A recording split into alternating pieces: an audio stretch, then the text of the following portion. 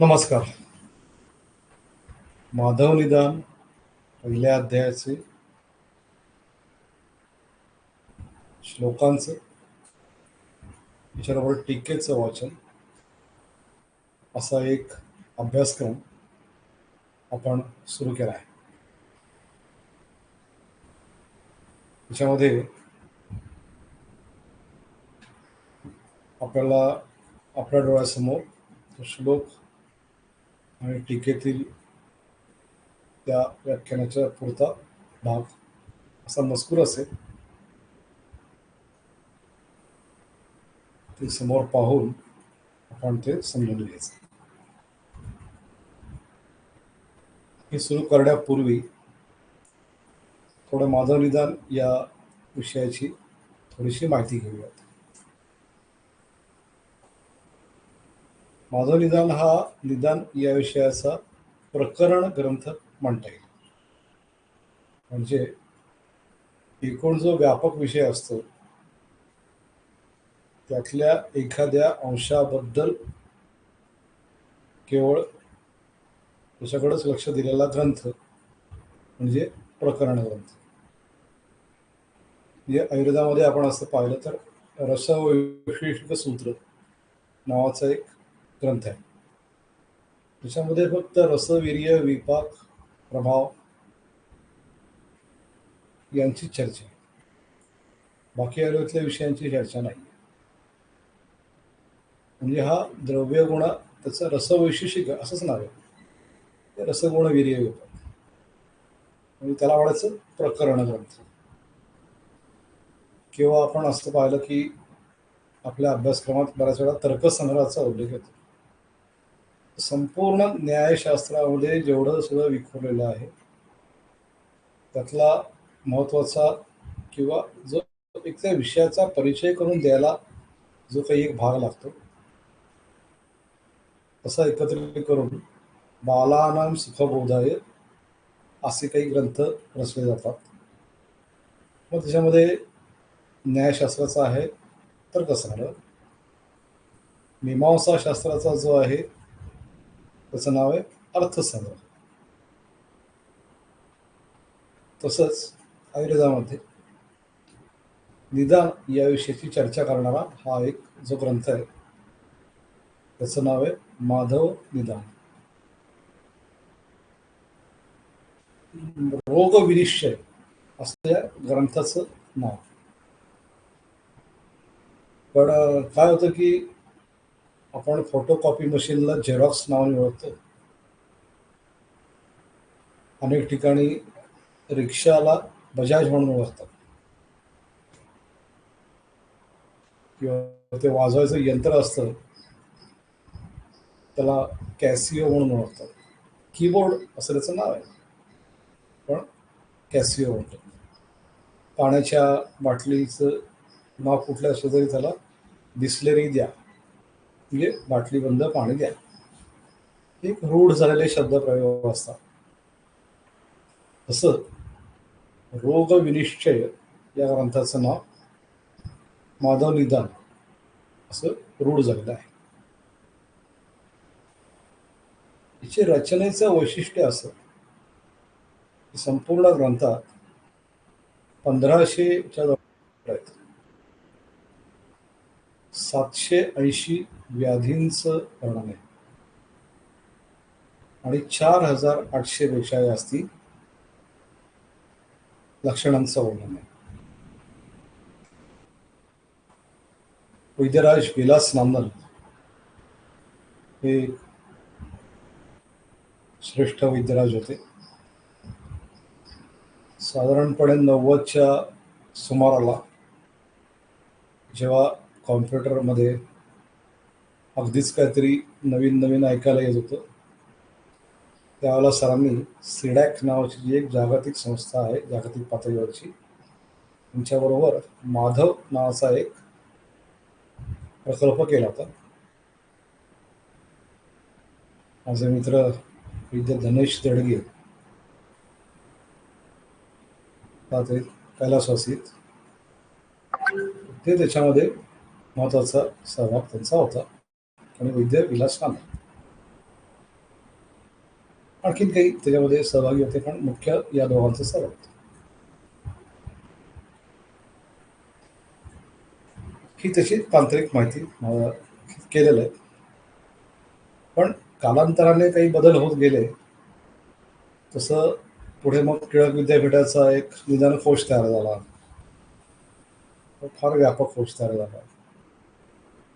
मी स्वतः ज्याच्यामध्ये समाविष्ट होतो असा एक आयुसॉफ्ट नावाचा प्रकल्प झाला. सिडॅक बरोबर आम्ही केला होता. ज्ञानप्रबोधिनी तर्फे मी पुणे विद्यापीठ, पुणे विद्यापीठाचा आयुर्वेद विभाग आणि हेल्थ सायन्सेस विभाग आणि सिडॅक असे तिघं किंवा चौघं आम्ही त्याच्यामध्ये पार्टनर्स होतो. त्यामुळे उपलब्धी वाढली, त्यातल्या माहितीची उपलब्धी वाढली. आता हाताशी तुमच्या पटकन चार गोष्टी मिळतात. कालांतराने आणखीनच त्याची लक्षणांच्या बद्दल विवरण करणारी माहिती वाढायला लागली. कालक्रमाने झालेला चांगला बदल येतो. परंतु प्रश्न असा येतो की व्यवहारात जायच्या अगोदर आपली तात्विक भूमिका घट्ट असायला लागते. म्हणजे तुम्ही मिलिटरीतल्या लोकांना कोणाशी बोललात तर त्यांचं एक सूत्र असतं, more you sweat in peace, less you bleed in war. तुम्ही शांततेच्या काळात जेवढा घाम गाळाला तेवढा तुमचा लढाईच्या मधलं रक्त कमी सांगतो. तर हे गमतीदार वाटणारं प्रकरण आहे. ते शांततेच्या काळात सुद्धा ते निवांत बसून नसतात.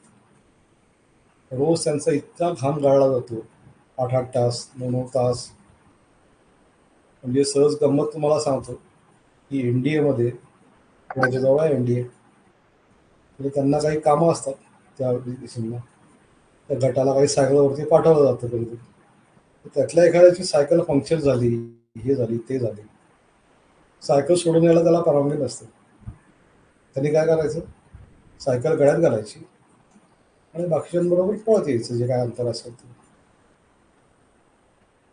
एकदाचा अनुभव असा आहे की एक स्पर्धा, कात्रज सिंहगड किंवा असं काहीतरी, त्याच्यामध्ये एनडीएचा गट दुसरा आला. 12-15 किलोमीटरची स्पर्धा होती, डोंगरातनं पळत जायची. तपशील मला नेमका आठवत नाही आता, पण त्याच्यामध्ये एक माझा परिचित मित्र माझा सहभागी होता. ते गेले कौतुकाने, त्यांनी सांगितलं की आम्ही दुसरे आलो. त्यांचे जे अधिकारी होते ते म्हणले, दुसरे आहात का, जा परत. तेवढंच अंतर सगळे पळून गेले. एनडीएचा गट दुसरा येता कामा नये. तर ही एक दृढता असते शांततेमध्ये, त्यांना इतका रगडून जातो. किंबहुना मी असं अनेक वेळा सांगतो की आयुर्वेदाचा अभ्यास करण्यापूर्वी 36 चेंबर ऑफ शावलिन नावाचा चित्रपट विद्यार्थ्यांनी आवर्जून बघावा. एकदा, दोनदा, चारदा, 10दा, 20 वेळा. मी कदाचित 100च्या वेळा बघितला असेल, अजूनही बघतो. बऱ्याच अशा कथा आहेत. एका तत्ववेत्याने असं सांगितलं की मला झाड पाडायला जर का सांगितलं 100 तासात, तर मी 99 तास कुऱ्हाडीला धार लावत बसेन. मला 100 तासात झाड पडायला सांगितलं तर मी 99 तास कुऱ्हाडीला धार लावत बसेन. माधव निदानाचा पहिला अध्याय हा ही कुऱ्हाडीला धार लावण्याची एक प्रक्रिया आहे. कारण इथेच सगळं आपलं आयुर्वेदीय निदानाचं वैशिष्ट्य ठरतं. आता ग्रंथाची रचना म्हणून पाहिली तर काय होतं की माधवाचं कौतुक केलेलं आहे, कारण त्यांनी असं पाहिलं तर जवळजवळ 55 ग्रंथातून सारग्राही विवेचन केलेलं आहे. अनेक मुलींची वचनं एकत्र केलेली. हे काही सोपं काम नाही. पण त्याच वेळेला असं होतं की बरेच जण निदाने माधव व भ्रष्ट हा, असाही मी आक्षेप ऐकला होता. अनेकांचा आक्षेप आहे. की निदाने माधव भ्रष्ट. त्यांची त्यांची भूमिका असेल त्याची चर्चा करायची काही गरज नाही. आता आपण पहिल्या अध्यायापुरती चर्चा केली, करूया म्हणजे. तर हा पहिला अध्याय अनेक अर्थाने महत्वाचा आहे. कारण आयुर्वेदाची निदानाची भूमिकाच त्यातनं तयार होती. म्हणजे खूप वेळा असं होतं, म्हणजे माझा स्वतःचा अनुभव सांग. एकीकडे जेव्हा आम्ही संजीवनमध्ये आयुर्वेद विभाग सुरू केला आग्रामध्ये, त्यावेळेला हे कशाला आले, यांना काय आहे, हे सायंटिफिकच नाही वगैरे चर्चा बदलत गेली थोडीशी. म्हणजे आता काय आलंय तर या पुढचा टप्पा एक आला टीकेचा, म्हणजे तुम्हाला आयुर्वेदिक औषध घ्यायचं का बरं व्हायचं, असा एक उपहास. त्याच्यातनं जे काय आम्ही तिथे दिसत होतो त्याच्यातनं बदल असं झालं की अरे या आजाराला काय रे तुमच्याकडे औषध आहेत, असा एक टप्पा आला.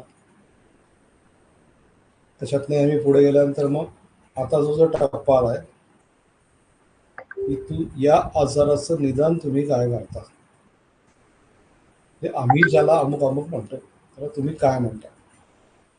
आणि ते आपण कधीच एक म्हणत नाही. हे अगदी गंमत सांगायची तर एकदा असं झालं होतं की तिथले काही कन्सल्टंट माझ्याकडे रुग्ण पाठवायचे. एकदा माझ्याकडे 8 सीए इसोफेगसचे रुग्ण आले. तर एकूण व्यवहारामध्ये आपण काय करतो की तुमच्याकडनं रुग्ण आला, धन्यवाद, आयुर्वेदाबद्दल जी काही आपण आस्था दाखवली त्याबद्दल आभारी. तसं आयुर्वेदिक निदान असं असतं, असं म्हणून त्याच्यावरती त्या केस पेपरवरती लिहिलं जातं. त्या कन्सल्टंटने मला विचारलं 8 पेशंटची 8 डायग्नोसिस कशी काय झाली. तर म्हणलं आता 9 होत नाहीत म्हणून 8 झाली त्याची डायग्नोसिस. गमतीचा भाग. तर माझं निदान सीए वगैरे तुझं तिथं 8 वेगवेगळे डायग्नोसिस का झाले, असं एक. पण तथापि त्याचं एकूण निदान किंवा त्याची एकूण आयुष्याची अपेक्षा किंवा ते सगळं चालाय ते जुळत होतं आमचं. निदानामध्ये नावामध्ये फरक होता. आणि मग एकदा असं झालं की कालांतराने एका रुग्णाचं दोघांचं निदान एकच झालं. माझं वृद्धपथक आम्हाला आणि त्या कन्सल्टंटचं ऑब्स्ट्रक्टिव्ह जॉन्डिस. आम्ही त्या दिवशी कॉफी पिऊन हा समन्वय साजरा केला होता. त्या म्हणजे आम्ही नाही, आम्ही दोघांनी नाही, आमच्या बाकीच्या मित्रांनी, की चला आज या दोघांचं एकमत झालं, चला आज आज कॉफी प्यायलाच पाहिजे असं. हा व्यवहारातला भाग आहे. तरी पण माधव निदानाचं महत्व का हे जरा थोडं समजून घेऊ. तर माधवाचं महत्व सांगितलं आपण की 55 मुलींच्याकडनं संकलन करायचं, ते अत्यंत नेटकं आपल्याला सांगायचं, हे सोपं काम नाही. हे आपण अनेक वेळेला एक शर्ती राहण्याला गेली मुलं, पहिल्यांबद्दल मी बोलत नाही कारण तो वेगळा उपवासाचा विषय होऊ शकतो, विचारचा नाही. पण समजा मी किंवा आणखीन कोणी शर्ट आणायला गेले शर्ट, तरी इथे एवढं तरी दना 50 टाकले तर मग गडबड होती की काय करू. त्याच्यातनं आणून तरी नीट गोळा करायचं की पंचायत असते. अशाच वेळेला अनेक ग्रंथांमधनं एकत्र करायची ती सुसूत्र मांडणी करायची. ते अवघड काम माधवनिदानांनी करून दाखवलं. त्याच्यावरचे टीकाकार दोन, विजयरक्षितांनी त्यातला अश्मारीपर्यंतचा भाग लिहिला आणि त्यांचे शिष्य श्रीकंठ दत्त पुढचा भाग लिहिला. आपण जो पहिला अध्याय वाचणार आहोत तो विजयरक्षितांचा लेखन आहे. आता गंमत अशी की माधव निधनावरती टीका करतात अनेक जण, पण विजयरक्षिताचं कौतुक करतात. म्हणजे निदाने माधव भ्रष्टा म्हणणारे लोक सुद्धा विजयरक्षिताचं कौतुक करतात. का? जे रचना टीका जी लिहिलेली आहे ती अत्यंत बांधेसूद आहे. बांधेसूद कशा अर्थाने की न्याय, मीमांसा, व्याकरण यांचा जसा जास्त उचलून उपयोग केलेला नाहीये, कारण ती कळलीच नसती कोणाला. पण वर्षानुवर्ष न्यायाचं अध्ययन केल्यानंतर किंवा मीमांसेचं अध्ययन केल्यानंतर तुमची ग्रंथाकडे बघायची दृष्टी तयार होते. तुम्हाला एक विचार प्रक्रिया तुमच्या मनात तयार होते आणि ती विचार प्रक्रिया ग्रंथ वाचनामध्ये जेव्हा येते तेव्हा त्याचा एक चांगला उपयोग इतरांना व्हायला लागतो. तसं या विजयरक्षितांच्या या आचार्यांनी त्यांनी जे काही त्या काळात मीमांसा न्याय व्याकरण अभ्यासलं असेल त्याच्यातनं त्यांना जे एक दृष्टिकोन उत्पन्न झाला की एखाद्या विषयावरती टीका करायची म्हणजे काय करायचं, भाष्य करायचं म्हणजे काय करायचं, हे सगळं त्यांनी त्याच्यात सगळं ते एक अत्यंत दर्जेदार पद्धतीने या मधुकोश टीकेमध्ये आपल्याला पाहायला मिळतं. म्हणजे अगदी सहज सांगायचं तर मीमांसकांची एक आपली पद्धत आहे ग्रंथरचनेची, त्याला म्हणतात अधिकरण. ते आधी ते एखादा प्रस्ताव सांगतात, त्याच्यावरती पूर्वपक्ष करतात, ती शंका मांडतात, मग ते शंकेवरती कोणतरी पूर्वपक्ष करतं, कोणतरी उत्तर पक्ष करतं आणि नंतर सिद्धांत पक्ष असतो किंवा ग्रंथ जेव्हा असतो त्याला सिद्धांताची संगती मांडली जाते की पुढच्या अधिकरणाची संगती काय आहे. विषयो विशेषैव पूर्वपक्षस्तोत्तरा संगतीश्चेती विज्ञानम असं तिचं वर्णन केलं जातं. संगतीच्या ऐवजी अर्थनिर्णय असं त्याचं एक दुसरा, म्हणजे जेव्हा चर्चा चालू असते तेव्हा अर्थनिर्णयाचा भाग येतो, ग्रंथ असतो त्यावेळेला संगतीचा भाग येतो. ही अशी रचना त्याच्यामध्ये दिसते आपल्याला. उपयुक्तम इह अनुक्तम निदानम माधवीने घेत ग्रंथव्याख्या प्रसंगाने मया तदपि लिख्यते. ही भूमिका विजयरक्षितांनी मांडलेली आहे. ही जे उपयुक्त आहे पण अनुक्त आहे, कारण त्यांच्या एकूण सगळ्या त्या तत्कालीन देशकाल व्यवहाराच्या चौकटीत नाही वाचलं म्हणून नाही सांगितलं, तेही मी सांग. ही भूमिका विजयरक्षितांनी मांडलेली. तर विजयरक्षिताची टीका ही अशा अर्थाने एक समृद्ध टीका म्हणून पाहिली पाहिजे. तथापि काय होतं त्याच्यामध्ये, म्हणजे माझं निदान उत्तम आहे याच्यात शंका नाही, त्याची टीका त्या अत्यंत उत्तम आहे याच्यात शंका नाही. परंतु असं होतं की एखादा ग्रंथ लिहिला जातो त्यावेळेला त्याची देश काळ व्यवहार याला सुसंगती लागते. की समजा आज मी एखादा भाष्य केलं तर मी आज माझ्या डोळ्यासमोर ज्या ज्या काही गोष्टी घडत आहेत त्याचे दृष्टांत, त्याचे उपमा याचा वापर करून तो विषय समजावून सांगेल. तसं त्या काळात केले. तथापि जसं जसं तो एक देश बदलतो, देश म्हणजे भौगोलिक परिस्थिती, काळ बदलतो आणि व्यवहार बदलतो, हे बदलल्यामुळे मूळ ग्रंथकार आणि टीकाकार, जे मूळ ग्रंथकाराला काय म्हणायचे ते टीकाकार सांगतो समजावून, त्याला असं म्हणायचं. पण खूप वेळा असं होतं की त्या टीकेवरती भाष्य करायला लागतं. मीमांसेमध्ये असं झालेलं आहे की मूळ मीमांसा सूत्र आहे, त्याच्यावरती शबर स्वामींचं भाष्य आहे. ती शबर भाष्य सुद्धा त्याच्यावरती परत आणखीन एक भाष्य झालं, त्याला श्लोकवार्तिक असं म्हणतात. पहिल्या भागाला बुद्धलेला तंत्रवार्तिक असं म्हणतात. हे तंत्रवार्तिक आणि श्लोकवार्तिक काय, तर शबर भाष्यावरचं विवरण आहे. तर तसं जसं जसं देश आणि काळ बदलतो तसं जसं ग्रंथकार आणि वाचक आणि कदाचित टीकाकार आणि वाचक यांचीही एक समन्वय करायला कोणातरी लक्ष घालायला लागतं. जसं ग्रंथकारांनी सांगितलं स्वतः की नाना मुनीना वचने विधाने समासता सद्विषयान निवेद. त्यांनी सांगितलं, मला मोठ्या वैद्यांनी सांगितलं म्हणून मी ग्रंथ वाचतो. तसंच मलाही माझ्या गुरुजनांनी सांगितल्यामुळे हे भाषांतराचं पुस्तक मी आधी लिहिलं होतं. ज्यांनी सांगितलं ते गुरुजी वैद्यराज कोरटकर पाहिले नाहीत, त्यामुळे पडून राहिलं होतं. वैद्यराज रमेश सानल यांनी ते पाहिलं, म्हणजे आपण एक प्रकाशित करू. प्रकाशित झालं, त्याची आवृत्ती संपली. आणि आता तेवढ्यात व्यवहार बदलतो तसं हे नवीन माध्यम डोळ्यासमोर आलं, म्हणून या माध्यमातून आपण भेटतो. टीका, श्लोक टीकाचं भाषांतर आणि थोडंसं विवरण. कोरटकर सर स्वतः जवळजवळ वर्षभर रोज असा हा पहिला अध्याय शिकवत होता.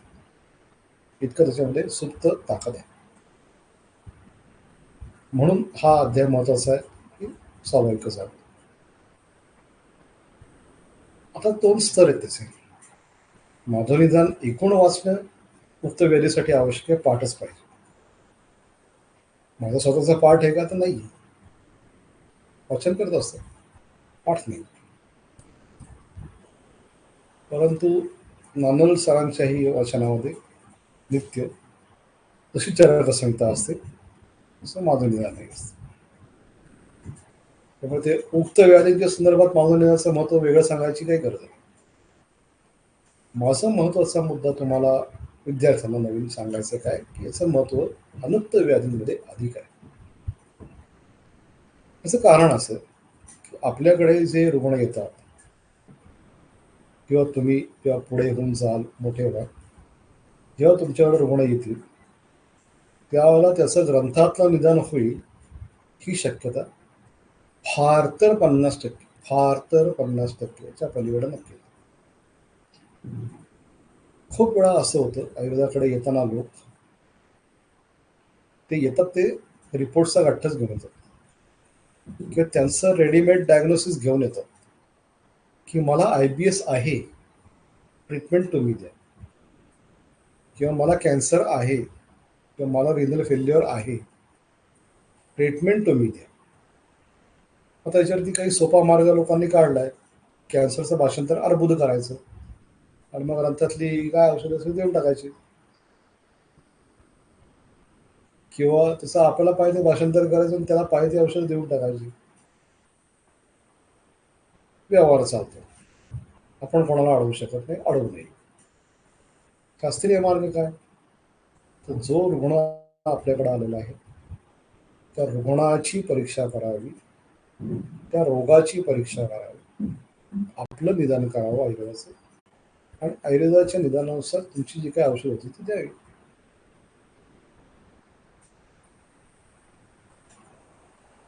म्हणजे मी मगाशीच कुठेतरी बोलताना असं म्हणलं की कोलेस्टेरॉल म्हणजे मेदवृद्धी, मेदवृद्धी म्हणजे गुळगुळ, असं एक समीकरण करून पंचायत करून ठेवले. 50च्या वर रुग्ण मी पाहिलेले आहेत. निदान काय, कोलेस्ट्रॉल वाढलेलं आहे, बाकी काय नाही, रिपोर्टमध्ये आलं. आणि त्याचं निदान काय, कोलेस्ट्रॉल वाढल्याने मेदवृद्धी, मग गुळ, काय त्रिफळा गुळ, चंद्रप्रभा, जे काय असेल ते, किंवा शुगरला चंद्रप्रभा, असे जे काही एक समीकरणं करून टाकली. आणखी भर पडते काही काही. डायबिटीसला तिक्त का बसते, का झालं सांगता येत नाही. करावं करू नकोची चर्चा मला नाही करायची, मला गरज नाही झालं. तर ही शास्त्रीयता आहे का त्याच्यात, हा चर्चेचा मुद्दा आहे. शास्त्रीयता कशात असेल, त्या रुग्णाचं तुम्ही निदान पंचकाच्या साह्याने निदान केलं आणि रुग्ण परीक्षा दर्शन स्पर्शन प्रश्नाने केली. दर्शन स्पर्शन प्रश्न ही परीक्षेत अर्थात रोगिणम, आणि या पंचज्ञानोपाया संती यदि रोगाचं परीक्षण करायचं, हे केलं तर त्याचा उपयोग आहे. त्यामुळे अनुक्तेच्या बाबतीत जे आपल्याकडे येतात की काही लक्षण समुच्चयच घेऊन येतात की मला हे एवढं होतंय, आणि ते इतकं विचित्र असं की त्याचं आयुर्वेदीय निदान ग्रंथातल्या एखाद्याच्यात बसवणं ते अवघडून बसतं. अशा वेळेला आपली निदान पंचकाची बाजू घट्ट असेल तर आपल्याला लक्षात येतं की इथं दरवेळेला लक्षणांची उपस्थिती पाहिजेच असं काही बंधन नाही आहे. इथे त्याचे हेतू हा सुद्धा निदानाचा भाग असू शकतो. त्याची पूर्वरूप किंवा त्याचा उदरक किंबहुना उपशय अनुपशय हा सुद्धा निदानाचा एक बळकट मार्ग असू शकतो. अगदी छोटंसं मुखपाकाचं उदाहरण मी देतो. तोंड आलंय तर तोंड आलंय म्हणजे पित्त, पित्त म्हणजे कामधुगा असं समीकरण घेऊन दुसऱ्या दिवशी पेशंट नाही हो वाढलंच आहे असं घेऊन येतो. मग औषधाच्या प्रोडक्शनवरती चर्चा सुरू होती. मग त्यांनी प्रवाळ पंचामृताला भावनाच दिली नसेल, हेच केलं नसेल. तर मुख्यतः निदानाच्या बाबतीत असं आहे, इथे आपण त्याला प्रश्न विचारला की तुला गार पाण्याने बरं वाटते तर गार पाण्याने वाढते. हा एक जरी प्रश्न आपण विचारला तरी उपशयाच्या बाजूने आपली त्याची पित्तप्राधान्यता आहे का नाही हे स्पष्ट होऊ शकतं. आपली औषधं बदलू शकतं.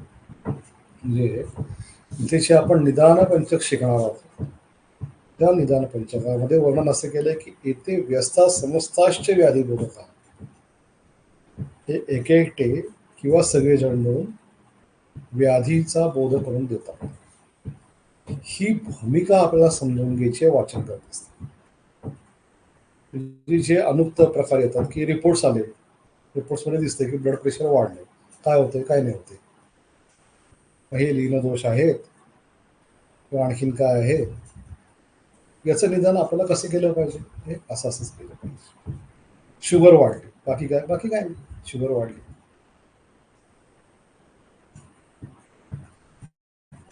मग काय शुगर वाढले तर मग काय चंद्रप्रभा हाण अमुक प्रकारचे त्यांनी त्या वैद्यांनी करून पाहिले, चालू ठेव होऊ शकतात.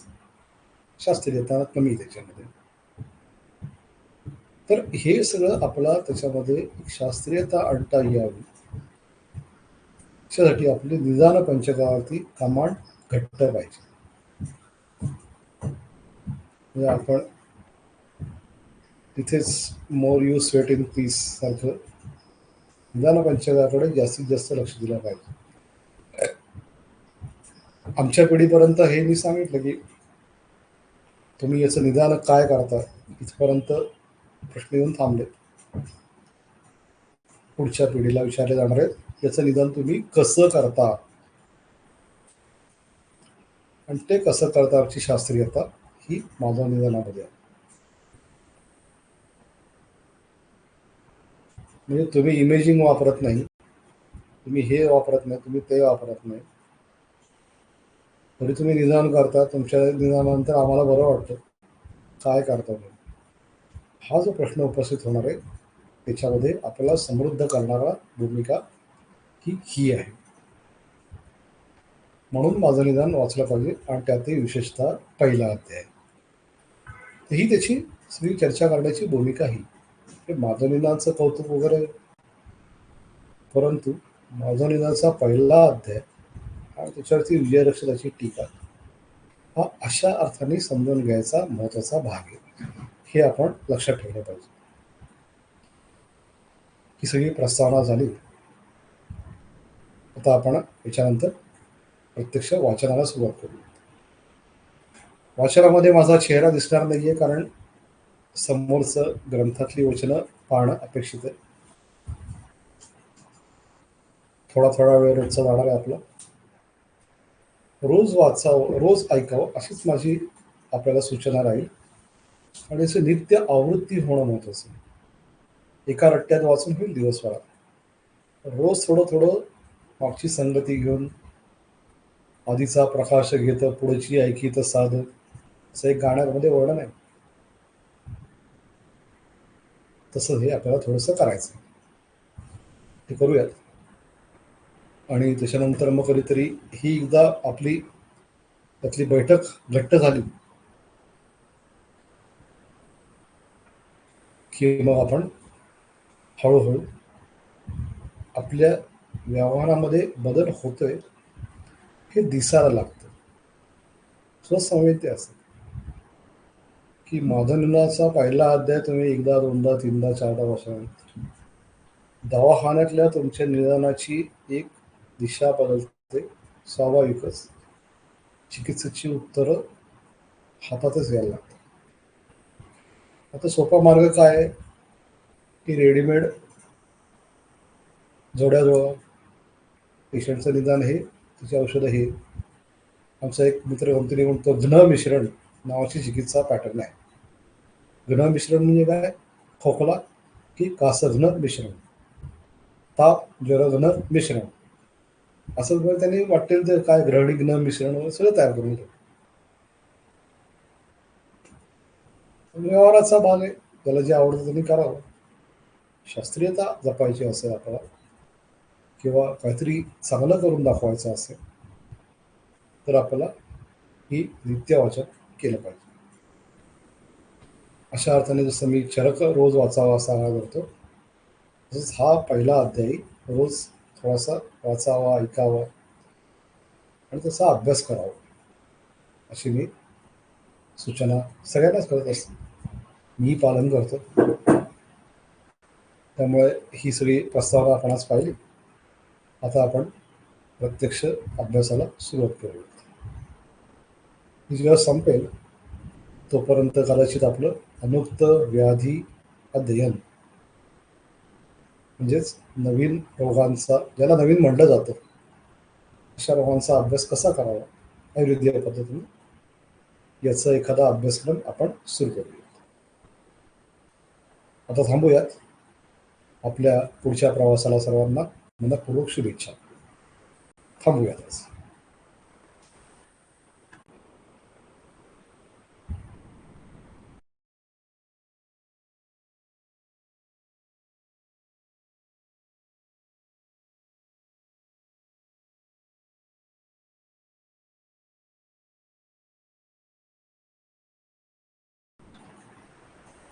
एक भाग सांगायचा राहिला होता की हा जो व्हिडिओ आहे हा माझा यूट्यूब चॅनल जे आहे श्री बावडेकर त्याच्यावरती पण असणार आहे. आणि त्याच्या डिस्क्रिप्शनमध्ये हे जे आपलं ॲप आहे चरकश्री आणि वेबसाईट आहे त्याची माहिती असणार आहे. म्हणजे यूट्यूबवर ज्यांनी हे पाहतायत किंवा पाहिलं आहे त्यांनी ते ॲप डाउनलोड करावं आणि तिथनं तो कोर्स आपल्यासाठी उपलब्ध करून घ्यावा अशी एक त्यातली सूचना आहे. ती ॲप, तो कोर्स, त्याच्या फीज वगैरे या सगळ्याचं वर्णन यूट्यूबवरच्या डिस्क्रिप्शनमध्ये आपल्याला उपलब्ध होऊ शकेल. धन्यवाद.